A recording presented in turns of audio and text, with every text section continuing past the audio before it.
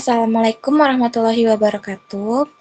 Yang terhormat Ibu Novitasari selaku dosen akuntansi bank. Perkenalkan, nama saya Rizka Zarani dengan NIM 2104321019. Dan dua teman saya, Safitri Marsya dengan NIM 2104321009. Dan satu lagi Tiara Nadia Rahayu dengan NIM 2104321015. Di sini kami akan menjelaskan materi tentang kas dan bank, giro pada BI, dan giro pada bank lain.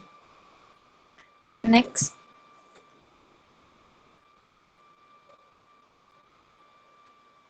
Saya ada kas bank. Kas adalah alat pembayaran yang siap dan bebas untuk digunakan untuk membiayai kegiatan umum perusahaan. Kas bank adalah sisa rekening giro perusahaan yang dapat dipergunakan secara bebas untuk membiayai kegiatan umum perusahaan. Jadi, kas di bank adalah bentuk simpanan uang perusahaan yang tersimpan di rekening bank yang nilainya itu cenderung besar dan memerlukan keamanan lebih tinggi. Nah, dalam hal ini, kas di bank itu akan selalu berkaitan dengan rekening koran perusahaan pada bank tersebut. Next.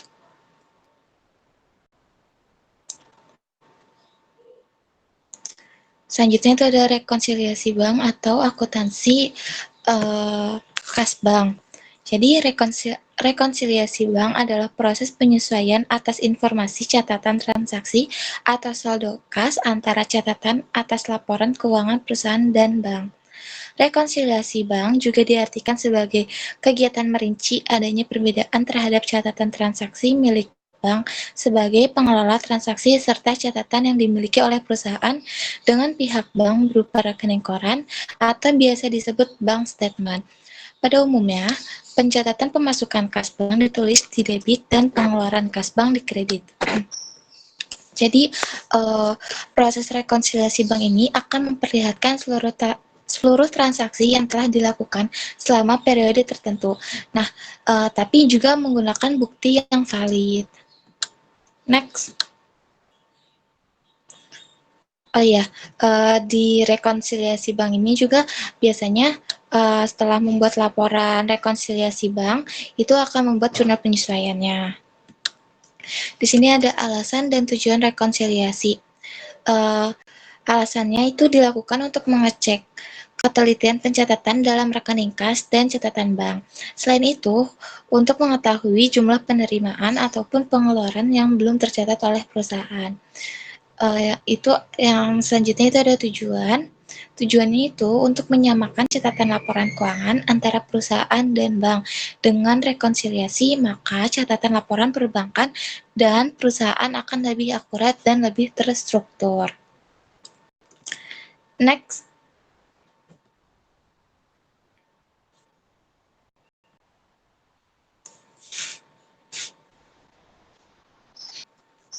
Nah, di sini ada penyebab terjadinya rekonsiliasi bank. Yang pertama itu ada setoran dalam proses.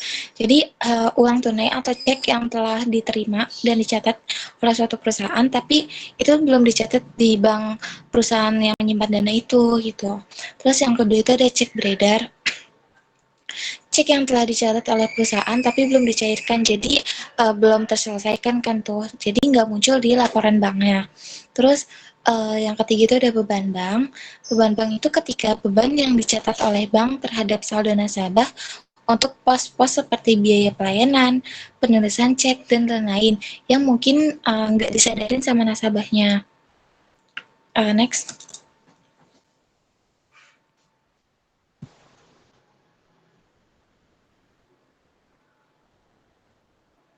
Terus yang keempat itu ada kesalahan penulisan. Nah, ketika terjadi kesalahan pencatatan antara dua pihak yang mengakibatkan saldo bank tidak sama dengan saldo buku nasabah. Jadi kayak tadi, kalau misalnya nih di perusahaannya itu udah dicatat tapi di banknya tuh belum. Jadi itu bisa tuh terjadi kesalahan pencatatan. Terus yang kelima itu ada kredit bank. Kredit bank ini dilakukan saat penagihan atau deposito oleh pihak bank untuk kepentingan nasabah yang tidak diketahui oleh nasabah sampai penerimaan rekening koran. Next. Di sini ada contoh transaksinya. Di sini Contoh banknya itu Bank Arta ya. Jadi Bank Arta itu mengeluarkan rekening koran per tanggal 31 Desember 2017 yang dikirim untuk PT Bima menunjukkan saldo sebesar 1.550.000. Nah, bila dibandingkan dengan saldo kas di bank yang tercatat di buku besar PT Bima, terdapat perbedaan saldo yaitu menunjukkan jumlah sebesar 1.035.000. Jadi perbedaannya itu 415 ya. Itu lumayan banyak juga. Terus setelah dilakukan pemeriksaan ternyata perbedaan saldo tersebut disebabkan karena adanya transaksi-transaksi berikut. Yang pertama itu ada transfer atau kiriman uang dari langganan untuk pelunasan utangnya sebesar 750.000. Terus yang kedua itu ada setoran dalam perjalanan atau deposit in transit sebesar 2.500.000. Yang ketiga itu cek yang ditarik PT Bima sebesar 815.000 untuk dicairkan ke bank sudah dicatat dalam pembukuan perusahaan. Ternyata masih belum diuangkan ke bank oleh pegawai PT Bima karena terlambat. Yang keempat itu ada wesel tagih yang ditagihkan melalui Bank Arta telah dapat tertagih dan dikreditkan dalam rekening PT Bima sebesar 500.000. Yang kelima, itu ada setoran dari PT Bima ke bank sudah dibukukan sebesar 1.250.000 namun belum disetorkan oleh petugas perusahaan. Yang keenam, cek dari pelanggan yang dikliringkan ke bank sebesar 825.000 ternyata kosong. Next.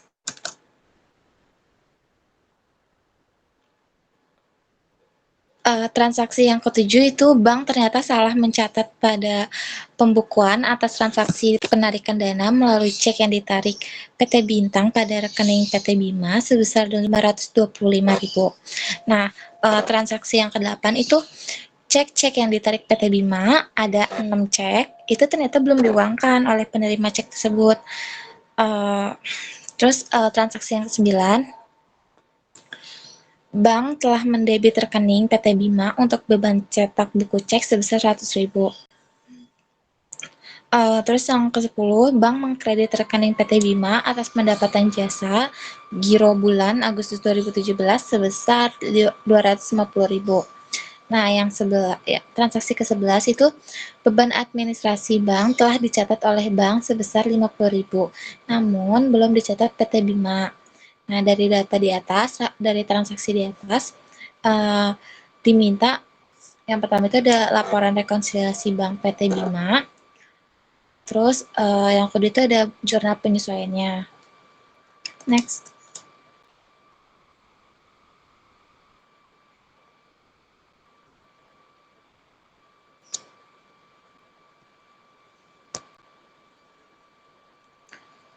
Jadi di sini ada laporan rekonsiliasinya.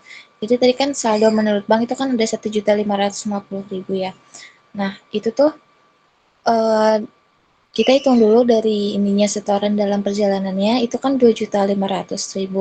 Nah, nanti ditambah sama kas di tangan sejumlah 1.250.000. Terus koreksi kesalahan banknya sebesar 925.000. Dijumlah jadi 4.275.000. Nah, tadi yang saldo menurut bank itu kan 1.550.000 itu ditambah sama yang 4.275.000. Jadi jumlahnya itu 5.825.000. Nah, nanti akan dikurangi dari cek yang masih beredar ditambah cek yang masih ada di tangan. Nah, itu cek yang masih beredar itu kan tadi jumlahnya ada 3.575.000. Terus cek yang masih di tangan itu ada 815.000. Nah, kalau misalnya dijumlah jadinya 4.390.000. Nah, tadi kan jumlah di atas itu 5.825.000. Nah, nanti dikurangin sama 4.390.000 ini.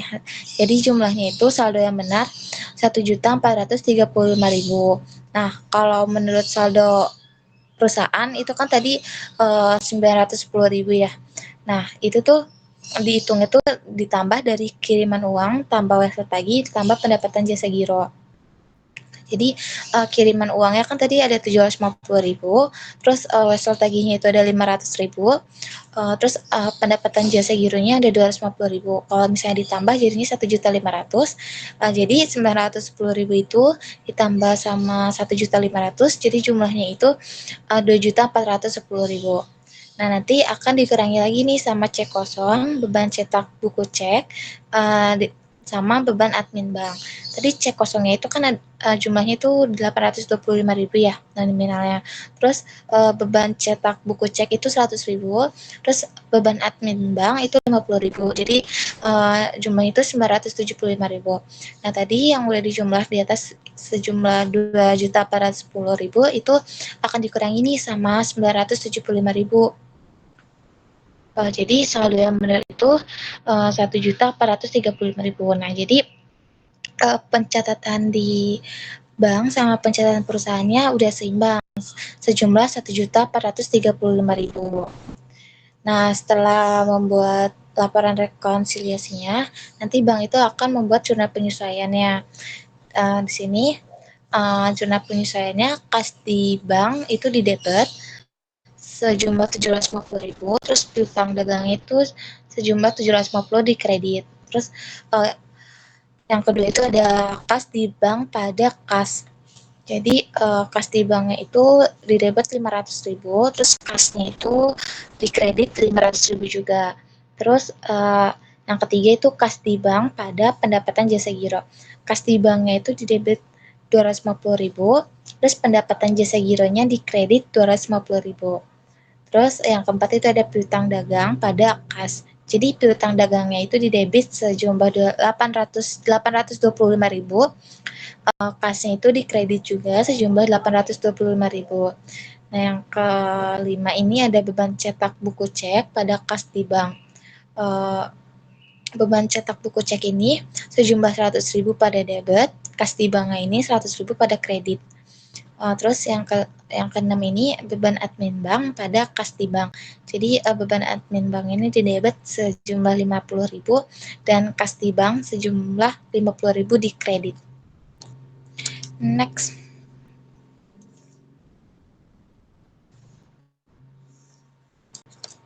Dana khusus yang disediakan untuk membayar pengeluaran-pengeluaran yang jumlahnya relatif kecil. Nah, pengeluaran-pengeluaran yang relatif kecil ini sebagian besar tuh terjadi di internal bank dan perlu dibukukan tersendiri dalam rekening dana kas kecil. Nah, pada sistem pencatatan petty cash itu ada dua metode, yaitu ada sistem dana tetap dan sistem dana fluktuasi. Nah, sistem dana tetap ini itu sistem pengelolaan kas kecil di mana pada saat pembentukan dana kas kecil, bank akan mencatat debit dana kas kecil dan selanjutnya pemakaian dana kas kecil tidak di jurnal. Transaksi dana kas kecil dapat meliputi pembentukan dana kas kecil, pemakaian dana kas kecil, dan pengisian dana kas kecil. Nah, yang kedua sistem dana fluktuasi, di mana sistem pengelolaan kas kecil pada saat pengisian kas kecil, bank akan mendebit dana kas kecil dan mengkreditkan rekening kasnya. Nah, ini ada contoh transaksi dari petty cash. Bank Jaya Cabang Jakarta melakukan transaksi sebagai berikut. Pada tanggal 1 Mei, transaksi ini adalah transaksi pada bulan Mei 2007. Nah, pada tanggal 1 dibentuk dana kas kecil sebesar 500.000. Pada tanggal 5 dibayar biaya rapat sebesar 100.000. Pada tanggal 8 dibayar biaya transportasi sebesar 50.000. Pada tanggal 13 dibayar biaya makan siang karyawan sebesar 130.000. Pada tanggal 16 dibayar biaya langganan majalah dan koran sebesar 125.000. Pada tanggal 23 dibayar biaya transportasi 60.000. Dan pada tanggal 30 kas kecil itu diisi kembali sebesar 465.000. Nah, dari transaksi petty cash yang tadi, ini ada jurnal dari dua metode, yaitu yang sebelah kiri ada metode dana tetap, yang di sebelah kanan ada metode fluktuasi. Nah, pada metode dana tetap ini, pada saat menghimpun dana, karena kas kecil dianggap harta atau aset, maka dia bertambah di debit. Jadi, jurnalnya adalah dana kas kecil pada debit sebesar 500.000, di kredit kas sebesar 500.000. Nah, pada metode dana tetap ini, setiap pengeluaran kas kecil tidak di jurnal, maka pengeluaran kas kecilnya itu baru dicatat pada saat pengisian kas kecil kembali. Nah, oleh karena itu pada tanggal 30 jurnalnya adalah di debit biaya rapat sebesar 100.000, biaya transportasi di debit sebesar 50.000, biaya makan siang karyawan sebesar 130 di debit, biaya langganan majalah dan koran di debit 125.000, biaya transport di debit 60.000. Pada kas di kredit sebesar 460.000.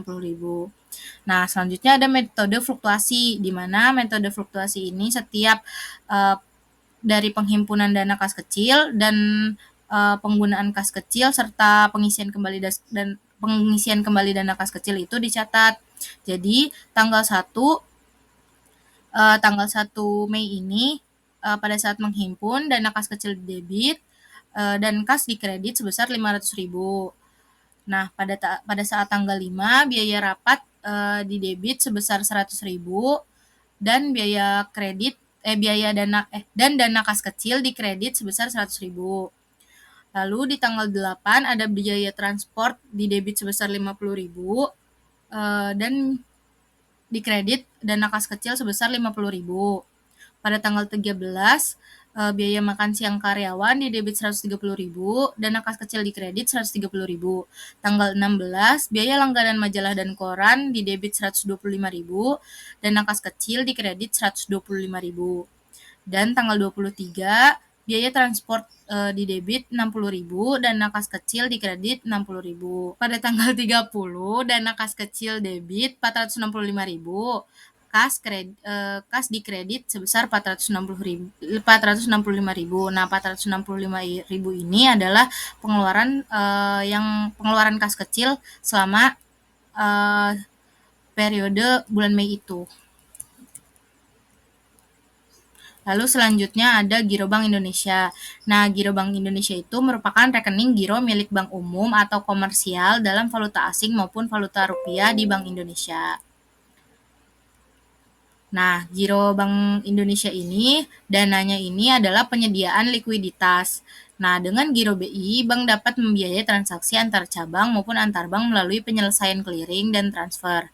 Giro BI juga dapat digunakan untuk membayar penarikan deposito yang relatif besar, pemberian kredit, dan sebagainya.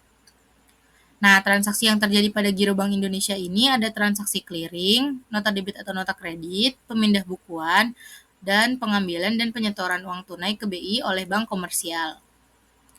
Nah, rekening di BI ini tidak boleh dikurangi dengan pinjaman dari Bank Indonesia dan tidak boleh ditambah dengan fasilitas pinjaman dari BI yang belum digunakan tapi sudah disetujui dalam komitmen, misalnya kredit likuiditas Bank Indonesia.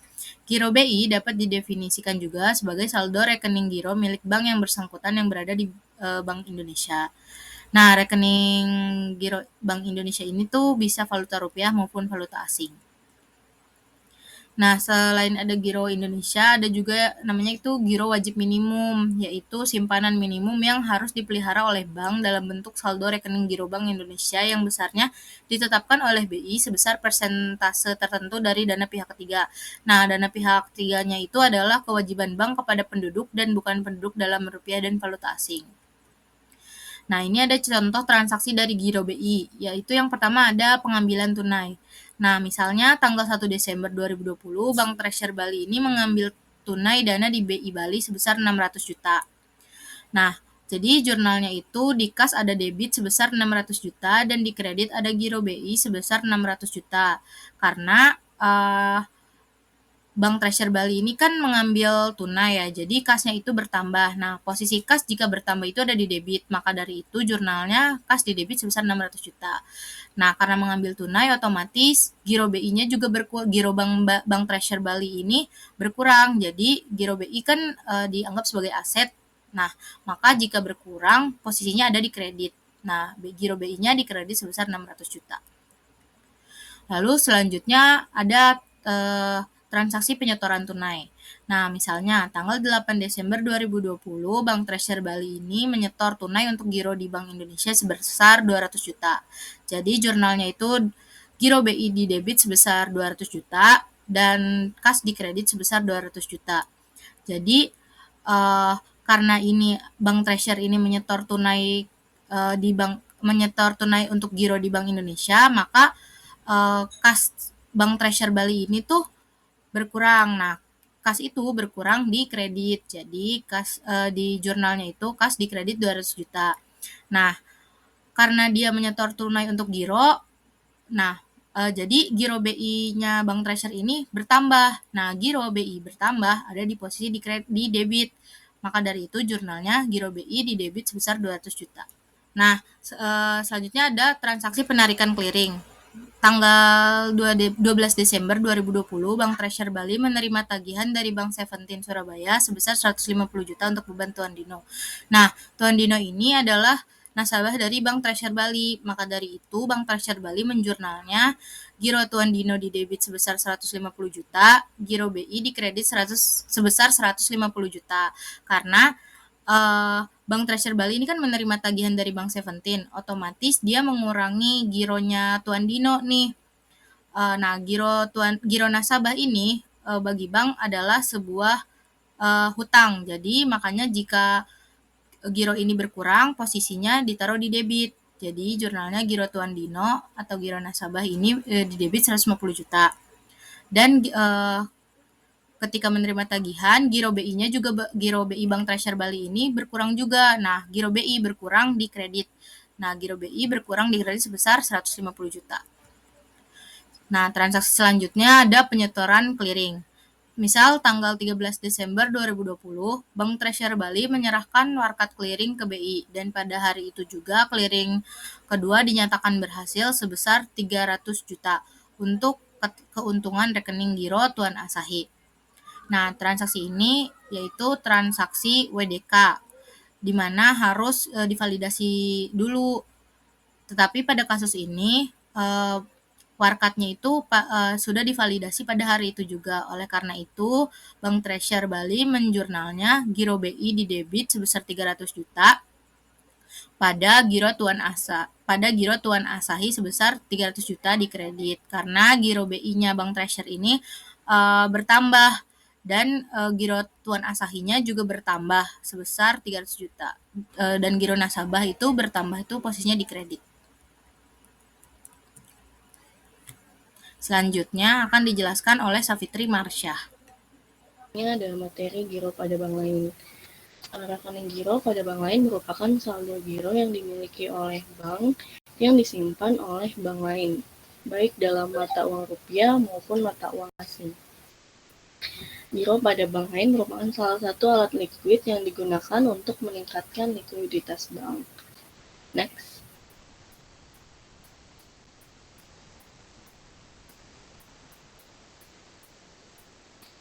Nah, giro pada bank lain. Saldo giro pada bank lain dalam mata uang rupiah dibukukan sebesar nominal saldo giro tersebut. Saldo giro pada bank lain dalam valuta asing dicatat sebagai nilai valuta asing tersebut setelah dikalikan kurs yang ditentukan dalam laporan Bank Indonesia. Saldo giro pada bank lain tidak boleh dikurangkan dari saldo kewajiban atau simpanan dari bank lain dalam bentuk giro.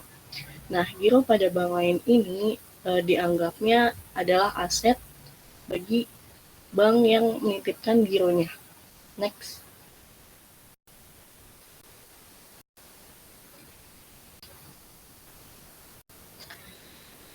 Ada transaksi yang melibatkan giro pada bank lain. Yang pertama, pembayaran pajak kepada bank yang ditunjuk sebagai pengelola rekening kas negara. Biasanya pemerintah akan menunjuk salah satu bank milik pemerintah yang akan mengelola rekening kas negara tersebut. Nah, yang kedua ada penyetoran giro melalui transfer, penarikan giro melalui mesin ATM bank lain, dan transaksi yang ketiga ini khusus transaksi luar negeri, yaitu yang pertama pembayaran impor barang ke luar negeri dan pengiriman uang ke luar negeri. Next.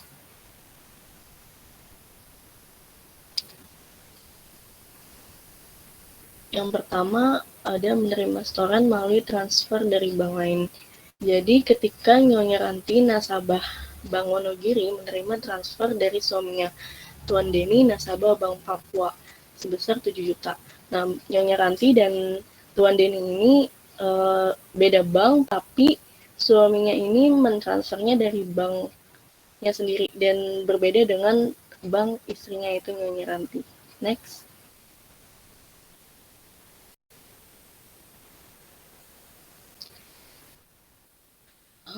Jurnal yang akan dicatat pada Bank Wonogiri adalah giro di bank lain, yaitu di Bank Papuanya bertambah sebesar 7 juta, dan giro Nyonya Ratnanya juga akan bertambah di kredit sebesar 7 juta.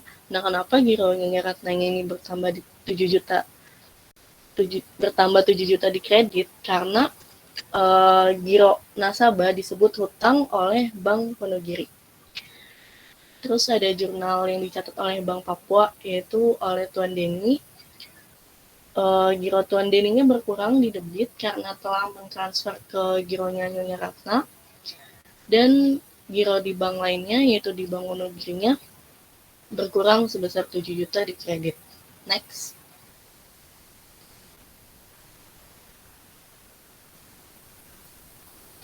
Selanjutnya ada transaksi penarikan giro melalui mesin ATM bank lain. Pada tanggal 12 Januari, Tuan Tomo, nasabah Bank Sumedang, menarik tabungannya melalui ATM Bank Anyer sebesar 2.500.000. Pada tanggal 15 Januari, Bank Anyer menagih Bank Sumedang atas penarikan nasabahnya, yaitu Tuan Tomo, sebesar 2.500.000. Atas penarikan tersebut, Tuan Tomo, nasabahnya Bank Sumedang, dibebani biaya sebesar 5.000. Next. Oke, ini adalah jurnal yang dibuat oleh Bank Anyer di tanggal 12 Januari 2020. Yang pertama, rekening ATM bersama rekening ATM bersama akan berkurang 2.500.000 di debit, dan kas ATM-nya juga akan berkurang 2.500.000 di kredit. Selanjutnya, Bank Anyer juga akan menjurnal giro pada bank lain, yaitu Bank Sumedangnya bertambah sebesar 2.505.000 pada pendapatan komisi yang diperoleh oleh Bank Anyer sebesar 5.000 di kredit, dan rekening ATM bersamanya akan bertambah 2.500.000. Dan ketika Bank Anyer menagih kepada Bank Sumedang, maka jurnalnya tabungan bertambah 2.505.000 pada giro bank lain. 2.505.000 di kredit. Next.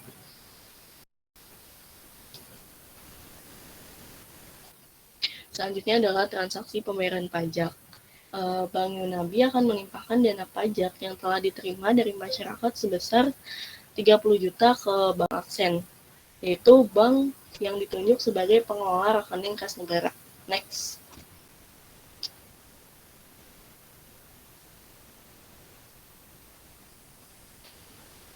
Ketika Bank Yunabi menerima setoran pajak dari masyarakat, maka jurnalnya kasnya bertambah 30 juta dan titipan pajaknya bertambah sebesar 30 juta. Dan ketika Bank Yunabi menyetorkan pajak dengan menerbitkan biliet giro ke Bank Aksen, maka titipan pajaknya akan